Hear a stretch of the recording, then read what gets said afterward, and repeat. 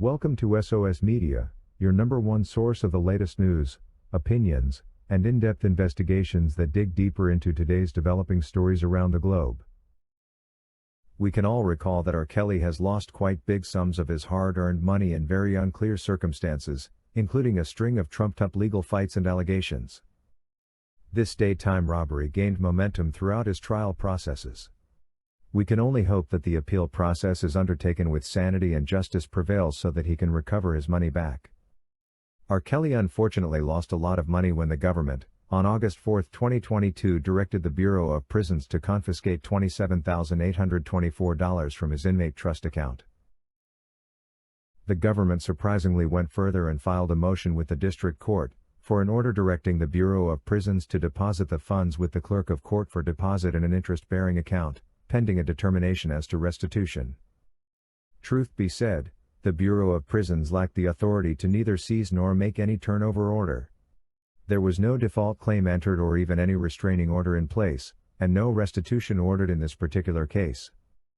Shockingly, the district court endorsed the government's motion.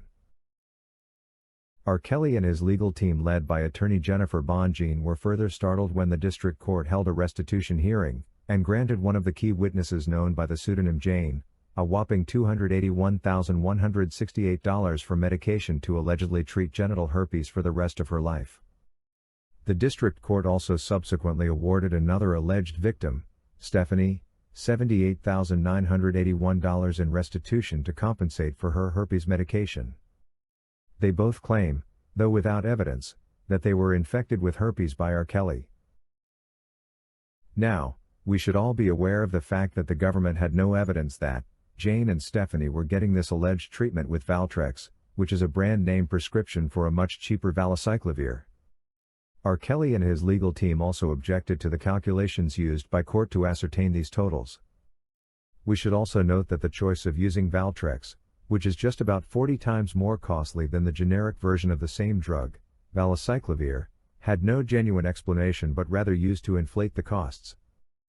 Sadly, R. Kelly's objections were hurriedly overruled. We can now confidently say that the district court's restitution award for Jane and Stephanie's herpes treatment was unsupported by any of the government's evidence.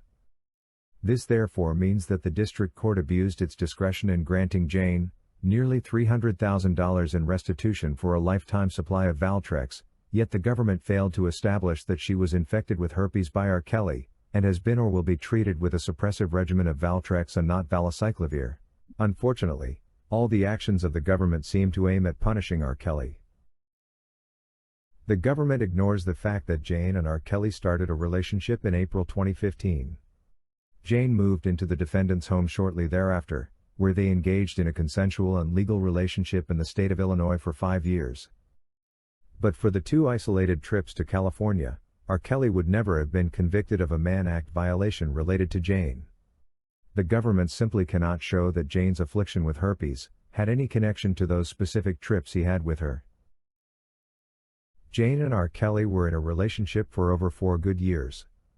Regardless of how abusive Jane now asserts the relationship was, she is not entitled to $250,000 for herpes treatment medication where she cannot directly, or proximately link her herpes diagnosis to the specific offenses for which R. Kelly was convicted.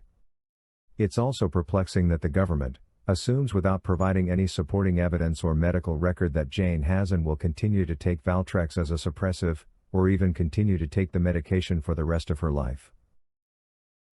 The Centers for Disease Control and Prevention guidelines show that treatment of herpes does not take one form, and not everyone is directed to follow a suppressive regimen.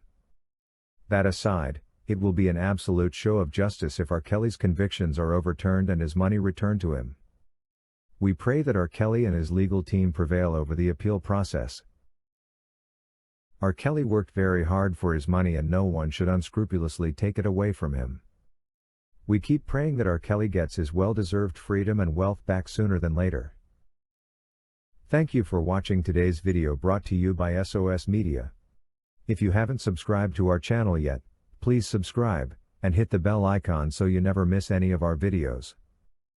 Also remember to leave your comment about today's topic in the comment section below.